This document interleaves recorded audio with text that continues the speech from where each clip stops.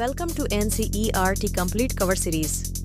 Useful for all competitive exams. Hi guys, स्वागत है आपका एनसीईआरटी कंप्लीट कवर सीरीज में, जिसमें हम क्लास 6 to 12 की सारी एनसीईआरटीज को कवर करने जा रहे हैं जो किसी भी कॉम्पिटिटिव एग्जाम में बेस का काम करती है। तो इस सीरीज में आज का हमारा टॉपिक है क्लास 6 की हिस्ट्री का 6 चैप्टर। बिना देरी के स्टार्ट करते हैं और चलते हैं स्क्रीन पर। वेलकम टू संकल्प फॉर टीचिंग करियर में ऐसा संकल्प जो आपको कामयाब बना दे। तो आज का हमारा टॉपिक है क्लास 6 की हिस्ट्री का छठा चैप्टर। पाठ का नाम है नए प्रश्न नए विचार। कुल मिला के इस पाठ में हम महाजनपद काल में जो धार्मिक सुधार हो रहे थे, जिसमें बौद्धों ने कुछ धार्मिक सुधार किए, जैनों ने धार्मिक सुधार किए, ब्राह्मणों ने धार्मिक सुधार किए, तो इन्हीं की चर्चा करेंगे आज के चैप्टर में। शुरुआत हम करते हैं बुद्ध के जन्म से जुड़े कुछ स्थलों के बारे में। लेकिन इनका जन्म लुम्बिनी जो आज के नेपाल में है वहाँ जन्म हुआ।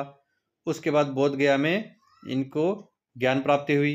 फिर सारनाथ में इन्होंने अपना पहला उपदेश दिया और उसके बाद कुशीनगर में अंततः इनकी मृत्यु हो गई। तो ये बुद्ध के जीवन और उनसे जुड़ी हुई घटनाओं की जानकारी थी। अब आगे बढ़ते हैं गौतम बुद्ध की कहानी के बारे में। पहला क्वेश्चन पढ़ते हैं। बुद्ध कहानी का वर्णन कीजिए। मतलब गौतम बुद्ध की पूरी कहानी को हमें समझना है इसमें। पहला पॉइंट है, बौद्ध धर्म के संस्थापक सिद्धार्थ थे, जिन्हें गौतम के नाम से जाना जाता है, और ज्ञान प्राप्ति के बाद उन्हें गौतम बुद्ध के नाम से जाना गया।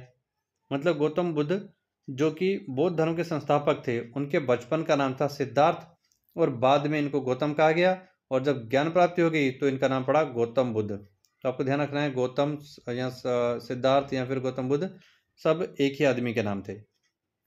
उसके बाद बात आती है दूसरा पॉइंट, गौतम बुद्ध का जन्म 2500 वर्ष पूर्व यानी 500 ईसा पूर्व में लुम्बिनी में हुआ था। वे शाक्य कुल के क्षत्रिय थे। तो यहाँ दो क्वेश्चन इंपॉर्टेंट हो जाते हैं कि एक उनका जन्म कहाँ हुआ था, लुम्बिनी में, दूसरा वो किस कुल से थे, शाक्य कुल से। ये छोटी छोटी जानकारियाँ अपने आप में क्वेश्चन बन के आ जाती है एग्जाम में।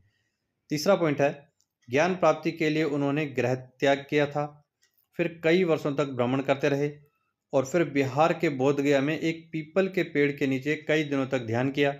अंततः बोध गया में उन्हें ज्ञान प्राप्ति हुई। तो ये कहानी थी, लेकिन आपको मेन जगह का नाम ध्यान रखना है कि ज्ञान प्राप्ति कहाँ हुई, बोध गया में। कि गृह त्याग किया, भ्रमण करते रहे, ज्ञान की खोज करते रहे, लेकिन अंततः बोध गया में उनको ज्ञान प्राप्ति हो गई। नेक्स्ट पॉइंट है हमारा फोर्थ पॉइंट। इसके बाद उन्होंने वाराणसी के निकट सारनाथ में अपना पहला उपदेश दिया।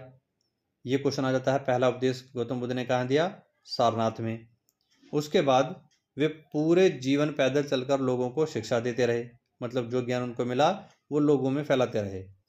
पांचवा है, बुद्ध ने लोगों को सिखाया कि मानव जीवन दुखों से भरा है और दुखों का प्रमुख कारण है हमारी इच्छा। मतलब पूरी जिंदगी लगाने के बाद उनको जो ज्ञान मिला, उस ज्ञान में उन्होंने इस एक ही सेंटेंस में पूरी बात, पूरा ज्ञान लोगों को समझाया कि मानव जीवन दुखों से भरा है। मतलब कोई भी मानव ऐसा नहीं है जिसकी ज़िंदगी में दुख ना हो, और उसके दुख का कारण है उसकी खुद की इच्छा।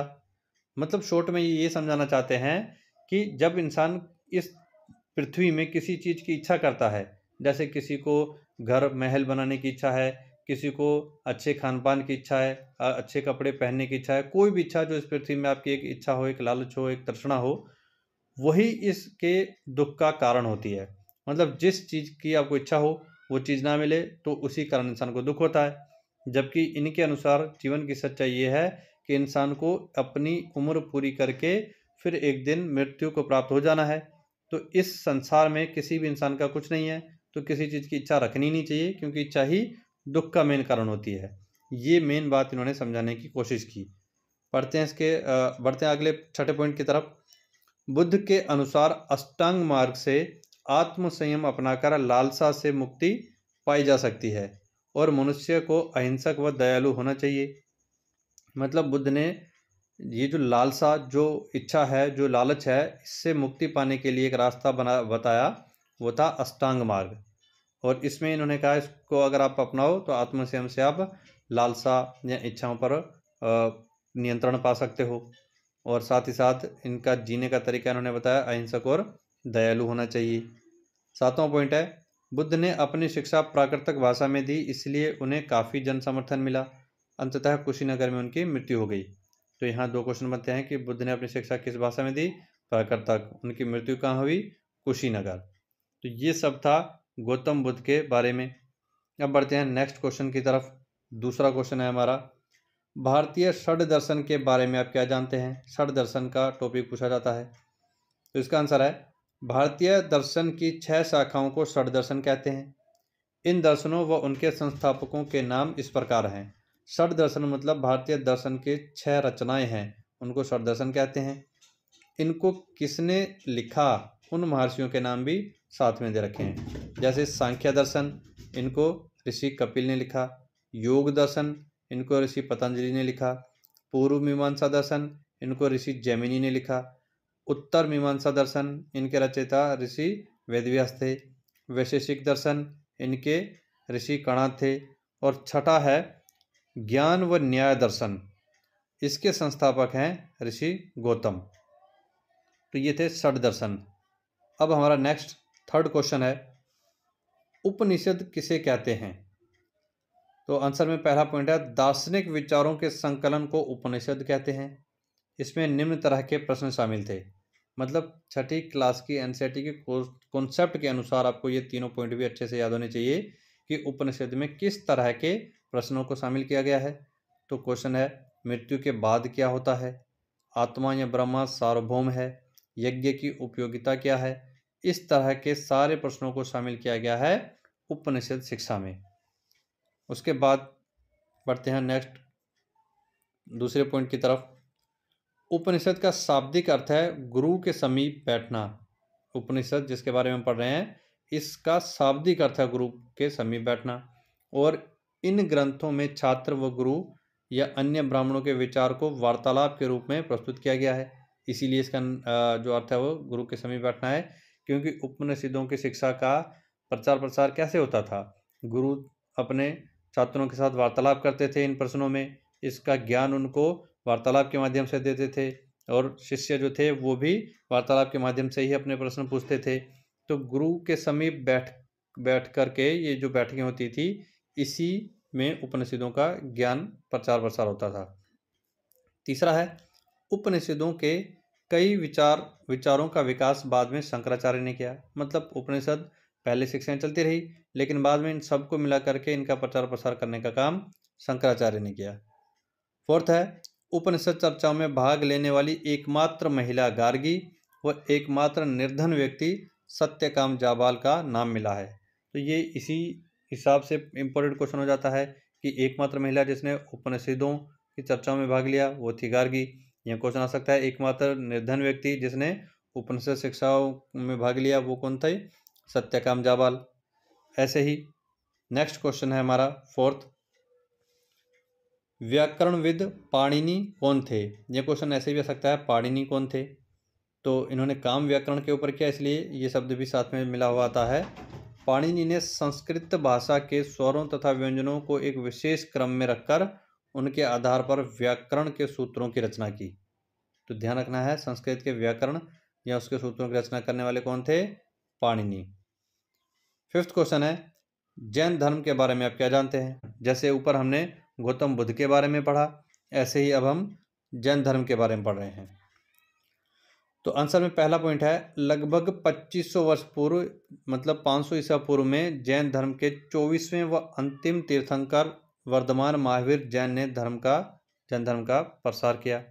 मतलब ये 24वें थे, तो इनसे पहले 23 लोग और थे जो इस धर्म को फैलाने की कोशिश कर चुके थे, लेकिन वो इतना ज़्यादा इसको प्रसारित नहीं कर पाए। 24वें और अंतिम तीर्थंकर जो महावीर जैन थे, इन्होंने इतने अच्छे तरीके से इस धर्म का प्रचार प्रसार किया कि ये काफ़ी तेज़ी से फैला और इनके बाद कोई तीर्थंकर हो ही नहीं। दूसरा पॉइंट है, महावीर जैन वज्जी संघ के लिच्छवी कुल के एक क्षत्रिय राजकुमार थे। तो ध्यान रखना है, इनके कुल का नाम लिच्छवी था और ये कहाँ से थे, वज्जी संघ से। तीसरा पॉइंट है, 30 वर्ष की आयु में गृह त्याग कर 12 वर्षों तक संघर्ष करने पर उन्हें ज्ञान प्राप्ति हुई। मतलब 30 साल की उम्र में उन्होंने घर छोड़ा और 12 साल तक संघर्ष करते रहे, तब जाके ज्ञान प्राप्ति हुई। उनकी शिक्षा थी कि अहिंसा का कड़ाई से पालन करते हुए किसी भी जीव को कष्ट नहीं देना चाहिए। मतलब दुख का कारण तो इन्होंने भी इच्छा लालसा को ही बताया, फिर अपनी जिंदगी को जीने का एक तरीका इन्होंने बताया कि अहिंसा का पालन किया जाए ताकि किसी भी जीव को कष्ट ना दिया जाए। मतलब इन्होंने सजीव निर्जीव सबको सम्मान देने की बात कही। 5वां पॉइंट है, महावीर जैन ने भी अपनी शिक्षा का प्रसार आम बोलचाल की भाषा प्राकृतिक भाषा में किया, जिससे उन्हें ज़्यादा जन समर्थन मिला। मतलब आम बोलचाल की भाषा में जब कोई ज्ञान दिया जाता है, कोई शिक्षा दी जाती है, तो ज़्यादातर लोग उसको फॉलो करते हैं, इसीलिए इनको काफ़ी जन समर्थन मिला। बढ़ते हैं नेक्स्ट 6ठे पॉइंट की तरफ। जैन धर्म की शिक्षाएं कई सदियों तक मौखिक रही। फिर 1500 वर्ष पूर्व यानी 500 ईस्वी में वल्लभी गुजरात में इनका संकलन किया गया। मतलब कई सालों तक तो मौखिक रूप से बोल बोल करके शिक्षाओं का प्रसार होता रहा। फिर 500 ईस्वी के आसपास गुजरात के वल्लभी क्षेत्र में इनका एक जगह संकलन करके लिखित रूप में इनको तैयार किया गया। 7वां है, जैन अनुयायियों के भोजन के लिए भिक्षा मांगनी होती थी। मतलब जैन अनुयायियों को कर देना यहाँ पर अपने भोजन के लिए एक तो भिक्षा मांगनी होती थी। उन्हें ब्रह्मचर्य का पालन करना होता था, मतलब वो शादी नहीं कर सकते थे, गृहस्थ जीवन नहीं जी सकते थे। ध्यान व शिक्षा ग्रहण करके लोगों में शिक्षा का प्रचार करना होता था। इसके अलावा वो ध्यान करके ज्ञान को बढ़ाने में, शिक्षा को ग्रहण करने में अपना समय बिताते थे। 8वां और लास्ट पॉइंट है इसका, ज़्यादातर व्यापारियों ने जैन धर्म का समर्थन किया। किसानों के लिए ये कार्य कठिन था क्योंकि फसल की रक्षा के लिए उन्हें कीड़े मकोड़ों को मारना ही पड़ता था। मतलब इन्होंने अहिंसा पर ज़्यादा बल दिया, लेकिन किसानों को तो अपने काम के लिए कीड़े मकोड़ों को मारना पड़ता था, ये तो हिंसा हो गई। इसीलिए किसान ज़्यादातर जैन धर्म की ओर नहीं बढ़ पाए, लेकिन व्यापारियों ने जैन धर्म को ज़्यादा सपोर्ट दिया। तो यह भी आपको ध्यान रखना है कि किस वर्ग ने जैन धर्म को ज़्यादा सपोर्ट दिया, व्यापारियों ने, और किसने नहीं दिया या नहीं दे पाए, किसान। नेक्स्ट 6ठा क्वेश्चन है, बौद्ध संघ के क्या नियम थे। बौद्ध संघ मतलब जो जो लोग बौद्ध धर्म को मानते थे वो सब गौतम बुद्ध के साथ आकर के जुड़ने लगे, तो उनके पूरे संघ को बौद्ध संघ कहा गया। इसके नियम क्या थे? पहला है, बौद्ध संघ के नियमों का संग्रह हमें विनय पिटक में मिलता है। तो ये भी क्वेश्चन है कि बौद्ध संघ के या भिक्षुओं के नियम कौन से ग्रंथ में है या कौन से पिटक में है? विनय पिटक में। संघ में स्त्री व पुरुषों के रहने की अलग अलग व्यवस्था थी। पहले तो कई साल तक सिर्फ पुरुष ही थे, लेकिन बाद में जब स्त्रियों को इसमें स्थान दिया गया तो दोनों को अलग अलग रहने के लिए जगह बनाई गई। तीसरा है, बौद्ध अनुयायियों को भिक्षु भिक्षुणी कहा गया। वे अपना अधिकांश समय ध्यान करने में बिताते थे, तो ये इनकी दिनचर्या थी। भिक्षा तो मांगनी ही होती थी, उसके अलावा ध्यान में ज़्यादातर समय बिताते थे।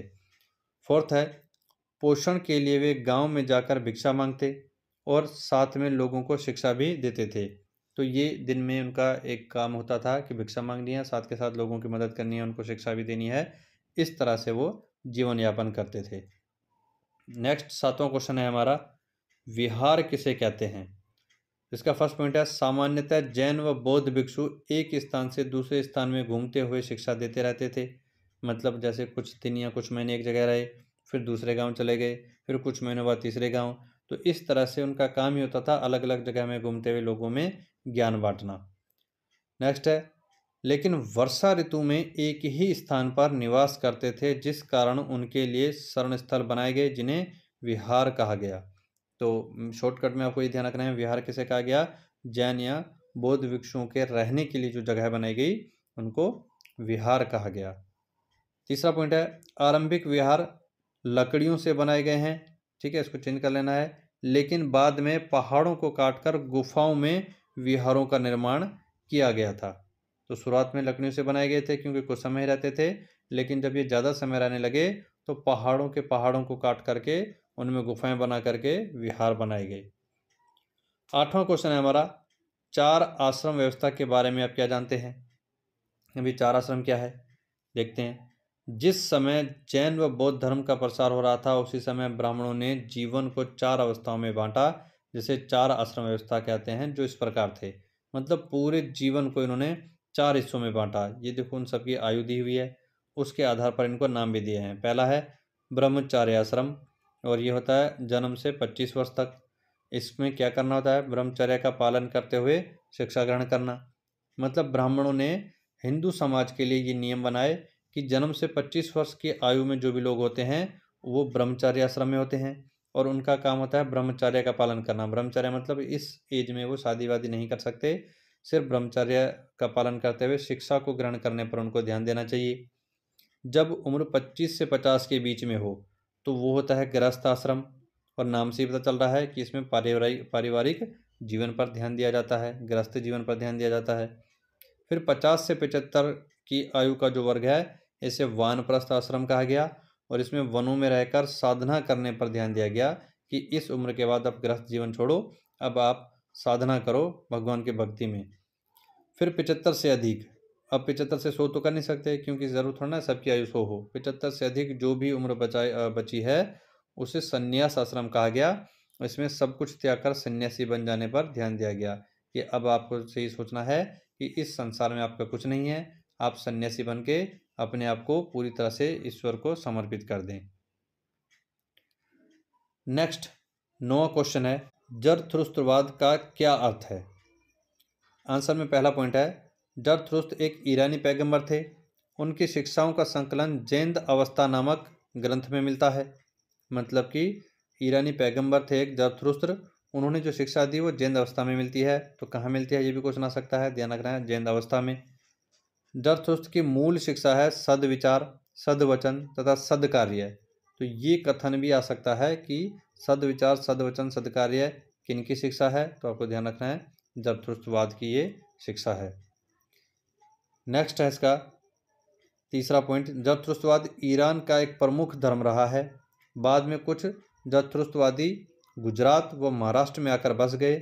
यहाँ उनके वंशजों को पारसी कहा गया है। मतलब गुजरात में पारसी लोग रहते हैं, तो ये कहाँ से आए हैं, जरथुस्त्रवाद से। ये था आपका 9वां क्वेश्चन। अब है आज का लास्ट और 10वां क्वेश्चन, गौतम बुद्ध व महावीर जैन दोनों के समकालीन शासक का क्या नाम है। अजातशत्रु। मतलब ये एक ऐसे राजा थे जिनके समय में गौतम बुद्ध भी थे और इन्हीं के समय में इनके आसपास महावीर जैन भी थे, तो ये दोनों के समकालीन राजा थे। तो यहाँ हमारा आज का चैप्टर कंप्लीट होता है। उम्मीद करता हूँ आज का चैप्टर आपको अच्छे से समझ में आया होगा। अगर ये आपके लिए यूज़फुल हो तो वीडियो को लाइक, शेयर और सब्सक्राइब करें। धन्यवाद।